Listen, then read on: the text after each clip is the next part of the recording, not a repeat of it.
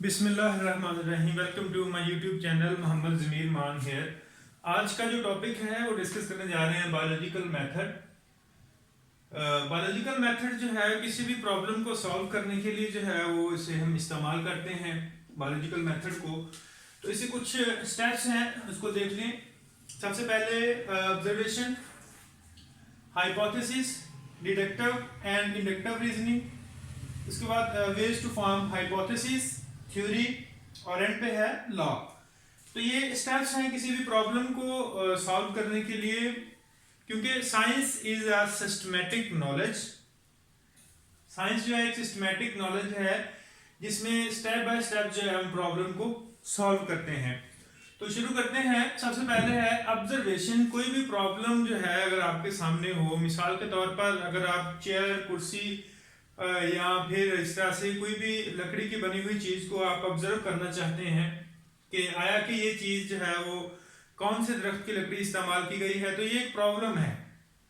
तो अब हम देखना ये चाहते हैं कि ये जो चेयर है, ये टेबल है लकड़ी का बना हुआ, तो इसमें जो लकड़ी का इस्तेमाल है वो कौन से दरख्त का है, तो ये प्रॉब्लम है। इस तरह से और भी बहुत से प्रॉब्लम्स हैं, तो उनको स्टेप बाय स्टेप से सबसे पहले क्या करेंगे, आप उसकी ऑब्जर्वेशन करेंगे। Observation are made with 5 senses, human senses. बहुत से आप स्टूडेंट्स जानते हैं कि सेंसेस जो हैं वो 5 तरह से है। हियरिंग, स्मेल, टेस्ट और फिजिकली टच। ठीक है, तो इन 5 सेंसेस से जो है आप ऑब्जर्वेशन करेंगे। ठीक है, उसके बाद ऑब्जर्वेशन की अगर आप टाइप्स पे आए तो टाइप्स ऑब्जर्वेशन की जो है वो मेनली जो है वो 2 टाइप्स हैं ऑब्जर्व करने के लिए। तो सबसे पहली है क्वांटिटेटिव, सेकंड है क्वालिटेटिव, क्वालिटी से। ठीक है, क्वांटिटेटिव और क्वालिटेटिव। क्वांटिटेटिव मतलब मिकदारी और क्वालिटेटिव मेयारी। अब क्वांटिटेटिव जो है ऑब्जर्वेशंस, उनको क्वालिटेटिव ऑब्जर्वेशन से ज़्यादा एक्यूरेट जो है वो माना जाता है। वजह क्या है कि क्वालिटेटिव ऑब्जर्वेशन जो होती हैं उनको हम इजीली मेजर कर सकते हैं इंस्ट्रूमेंट्स की मदद से, और इनको नंबर्स की शक्ल में आप रिकॉर्ड में महफूज भी कर सकते हैं। जबकि जो क्वालिटेटिव होती हैं इनको मेजर करने के लिए कोई आला भी नहीं मौजूद, तो ये मेजरेबल नहीं है। लेकिन इनकी इंपॉर्टेंस है। मिसाल के तौर पर अगर आप क्वांटिटेटिव की बात करें तो आप कोई भी डाटा वेट मेजर करना चाह रहे हैं वो भी हो जाएगा, वॉल्यूम है, लेंथ है। ठीक है, लेकिन क्वालिटेटिव जो है ये किसी चीज़ की क्वालिटी से यानी मेयार से है, तो मेयार जो है वो आप मेजर नहीं कर सकते। ठीक है, मिसाल के तौर पर मैं कहता हूँ कि एक फ्लावर है, रेड रोज फ्लावर जिसे आप कहते हैं, तो उसकी अगर खुशबू को मेजर करना हो कि कितनी आ रही है, तो या कितनी वो स्मेल है उसकी, तो आप उसको मेजर नहीं कर सकते। तो वो क्वालिटेटिव ऑब्जर्वेशन में आएगी। ऑब्जर्वेशन करने के बाद अगला स्टेप जो है वो है हाइपोथेसिस का। हाइपोथेसिस जो है ये एक टेंटेटिव एक्सप्लेनेशन है आपकी प्रॉब्लम की, यानी जो आपने प्रॉब्लम ली है उसकी ऑब्जर्वेशन कर ली, उसके बाद आपने एक उसका सोल्यूशन, टेम्परेरी सोल्यूशन कह लें या tentative explanation of observation is called hypothesis. Tentative explanation of hypothesis जो है उसमें हम एक टेम्परेरी स्टेटमेंट जो है वो देते हैं कि हाइपोथेसिस बना लिया हमने कि इसका यही जो है वो प्रॉब्लम का सोल्यूशन है। ठीक है, तो इसके बाद जो स्टेप्स है वो डिडक्टिव और इंडक्टिव रीजनिंग का। ये बहुत ही इंपॉर्टेंट स्टेप है। जैसे कि मैंने डिडक्टिव और इंडक्टिव को सेपरेट लिखा है। अगर हम बात करें डिडक्टिव की,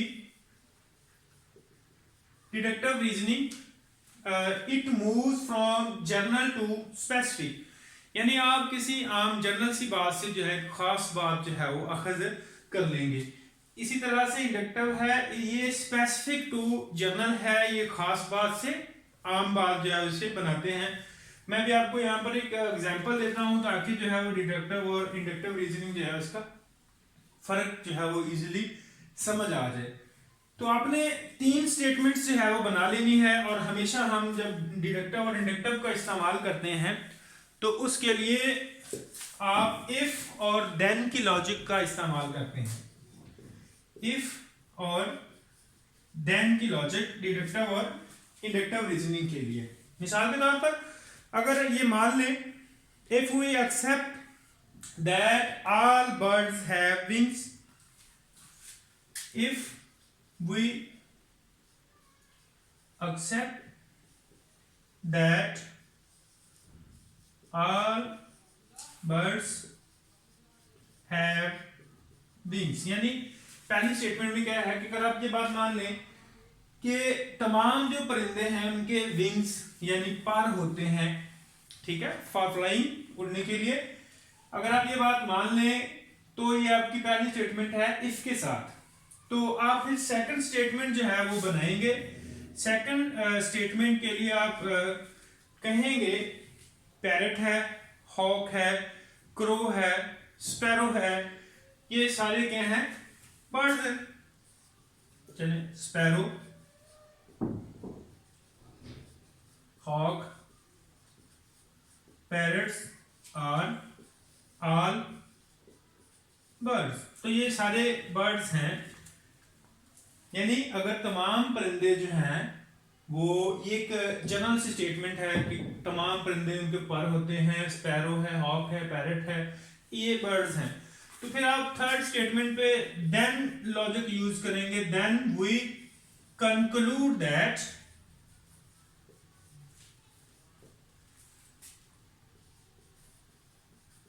स्पैरो हैज विंग्स। तो ये आपका रिजल्ट है कि स्पैरो जो है उसके विंग्स होते हैं, ठीक है। तो ये फर्स्ट स्टेटमेंट यानी डिडक्टिव रीजनिंग जो है उसको अपने एग्जांपल से एक्सप्लेन किया हमने, यानी it moves from general to specific, यानी जनरल एक बात सी उससे हमने जो है वो स्पेसिफिक जो कंक्लूजन है वो उसको ड्रॉ कर लिया है। यानी if we accept that all birds have wings, sparrow, hawk, parrot are all birds, and then we conclude that sparrow has wings. तो ये एग्जांपल है। उसके बाद है इंडक्टिव रीजनिंग। इंडक्टिव रीजनिंग जो है ये स्पेसिफिक टू जनरल जो है मूव करती है, यानी किसी खास बात से आप एक आम सी बात बना लेंगे। तो ये इसके दोनों रेसिप्रोकल्स हैं, चेंज कर लें, इसको उलट कर लें।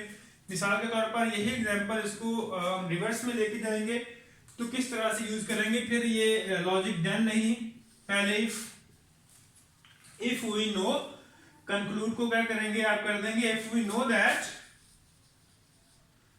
स्पैरो हैज विंग्स, स्पैरो के विंग्स हैं, तो फिर आप कहेंगे sparrow, hawk, parrot are all birds, और यहां पर इफ की जगह पे लॉजिक आ जाएगी देन वी कंक्लूड दैट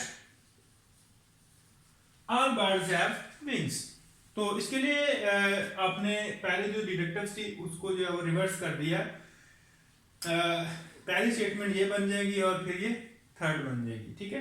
तो ये एग्जांपल से जो है वो यानी आप इफ और देन की लॉजिक को यूज करके जो है वो आप समझ सकते हैं कि deductive reasoning moves from general to specific while inductive reasoning moves from specific to general. इसके बाद क्या होता है कि जो हाइपोथेसिस है लॉजिक्स को करने के बाद, हाइपोथेसिस जो है उसके कुछ वेज हैं, उसको बनाने के कुछ और भी रास्ते हैं, वो हम देख लेते हैं। सबसे पहले है इमेजिनेशन, यानी इमेजिन करें, तसव्वुर करें कि अगर ये प्रॉब्लम इस तरह से है तो इसका सलूशन ये भी हो सकता है, ठीक है। दूसरा स्टेप है रिलीजियस आइडियाज, मजहबी ख्यालात भी जो है इसमें इन्वॉल्व हो सकते हैं। मिसाल के तौर पर आप कहें where there is a life, जिंदगी क्यों है, हु क्रिएटेड, किसने बनाई, क्यों बनाई, किस लिए बनाई, तो ये रिलीजियस आइडियाज हैं, ठीक है। तो इनसे भी आप हाइपोथेसिस जो है वो बना सकते हैं। उसके बाद आप ये बड़ी अहम और फ्रूटफुल स्टेटमेंट है कि डिस्कवरी ऑफ वन थिंग, जब आप किसी एक चीज़ की डिस्कवरी कर रहे हो तो उसी दौरान जो है वो कोई दूसरी थिंग जो है वो डिस्कवर हो जाती है, ठीक है। इसी से भी हाइपोथेसिस बन जाता है। और सबसे अहम कंपैरिजन विद अदर प्रोसेसेस, तो जितने भी प्रोसेसेस अवेलेबल हों तो उनसे कंपेयर करें अपने प्रॉब्लम के सोल्यूशन को ताकि जो है वो आपका एक नया हाइपोथेसिस जो है उसे ड्रॉ किया जाए या उसे फॉर्मेशन जो है वो हो सके। नेक्स्ट वन है थ्योरी। थ्योरी ये बड़ा अहम पॉइंट है, क्योंकि जब हाइपोथेसिस जो है उसको आप टेस्ट करते हैं, बार बार टेस्ट करते हैं कि ये हमारा हाइपोथेसिस ठीक है या गलत है, तो अगर वो हाइपोथेसिस बार बार जो है वो फॉल्सिफाइड ना हो और करेक्ट जो है वो साबित हो कि सही है, तो वो थ्योरी बन जाता है। तो इस बात को मैं ज़रा एक छोटी सी मिसाल से समझाता हूँ। मिसाल के तौर पर अगर आप ये कहें कि ये चेयर जो है इसकी लकड़ी जो है वो एक आम के दरख्त से बनी हुई है ये चेयर, तो आप क्या करेंगे, ये आपने हाइपोथेसिस बना लिया है कि लकड़ी जो है वो आम के दरख्त से बनी है, तो आप फिर आम का दरख्त लेंगे, उसकी लकड़ी को लेंगे, चेयर बनाएंगे। अगर सेम वैसे ही बन गई, उसी तरह से जो है उसको ऑब्जर्व भी किया क्वालिटेटिव क्वांटिटेटिव दोनों लिहाज से, तो आपका जो हाइपोथेसिस बना था अगर वैसी ही है तो हाइपोथेसिस ठीक है, तो इसको फिर रिपीट करेंगे तो फिर भी वही रिजल्ट्स हुए तो वो भी हाइपोथेसिस ठीक है। तो इस तरह से ये थ्योरी बन जाएगी कि ऐसी चेयर जो होगी वो हमेशा ही जो है वो आप ये ड्रॉ कर लेंगे कंक्लूजन कि वो आम के दरख्त की ही लकड़ी से बनी होगी। तो उसके बाद लास्ट पे है लॉ। थ्योरी जो है अगर इसको गलत साबित ना किया जाए, if theory is not falsified by any other one, तो वो थ्योरी जो है वो इट बिकम लॉ, तो ये लॉ बन जाएगा। तो बायोलॉजिकल जो है मेथड्स उसके स्टेप्स हमने पढ़ लिए, लेकिन एक अहम बात बता दूं, केमिस्ट्री है, फिजिक्स है, मैथ है, इन सब में लॉज मौजूद हैं। अक्सर स्टूडेंट्स पूछते हैं सर बायोलॉजी जो है उसमें लॉज नहीं होते, तो वजह यह है कि बायोलॉजी जो है स्टडी ऑफ लाइफ, जिंदगी का मुतालिया है, तो continuity of a life continuously change, तो जिंदगी का जो तसलसल है वो हर लम्हे जो है वो चेंज हो रहा है। तो लॉ तो डेफिनेशन के एतबार से देखें, law is a uniform, law जो है एक यूनिफॉर्म प्रोसेस है, यानी इसे हम तब्दील नहीं कर सकते, ठीक है। तो बायोलॉजी में सिर्फ दो ही लॉ है, हार्डी-विंकटिंग थ्योरम है और एक मेंडल्स लॉ है, मेंडल्स लॉ ऑफ इनहेरिटेंस है। कि नेक्स्ट चैप्टर्स नेक्स्ट इस पर भी मैं वीडियो बनाऊंगा। तो ये आज का टॉपिक था, इसको जो है वो ब्रीफली मैं डिस्क्राइब करता हूँ, रिपीट करता हूँ। Biological method, biological method is used to solve a problem. Problem कैसे सॉल्व करेंगे, इसमें स्टेप बाय स्टेप से प्रॉब्लम को सॉल्व किया जाता है। सबसे पहले observations, observation are made with 5 senses, hearing, smell, touch, feel, taste, और 2 types of observation, qualitative and qualitative, मिकदारी और मेयारी। Quantitative observations are measurable with instruments and instruments are available to measure these observations, and these observations are measured with instrument and record in numbers, while qualitative observations are not measurable, cannot be measured because there is no instrument to measure the qualitative observations. So next, hypothesis. Hypothesis is a tentative explanation of observation. Hypothesis is a tentative explanation of observations. Hypothesis की मैंने veg बताया, ये लिखे हुए हैं, imagination से भी बन सकता है हाइपोथेसिस, रिलीजियस आइडिया से भी, discovery of one thing while looking others, comparison with other processes, उसके बाद डिडक्टिव एंड इंडक्टिव रीजनिंग। ये दो बड़े अहम प्रोसेस हैं जिनमें मैंने एग्जांपल से जो है वो एक्सप्लेन किया है। अगर हम डिडक्टिव की डेफिनेशन को देखें, it moves from general to specific. General आम सी बात से आप खास की बात बना लेंगे, तो उसके लिए मैंने एग्जांपल दी थी कि if we conclude if we accept that, if we deductive reasoning की बात कर रहा हूँ, if we accept that all birds have wings, so second statement लिखेंगे sparrow, hawk, parrots are all birds, और थर्ड पे लिखेंगे if we then we conclude that all sparrow have wings. तो ये जनरल सी बात, उससे आपने स्पेसिफिक बना लिया। आप इंडक्टिव पे इसको रिवर्स कर देंगे।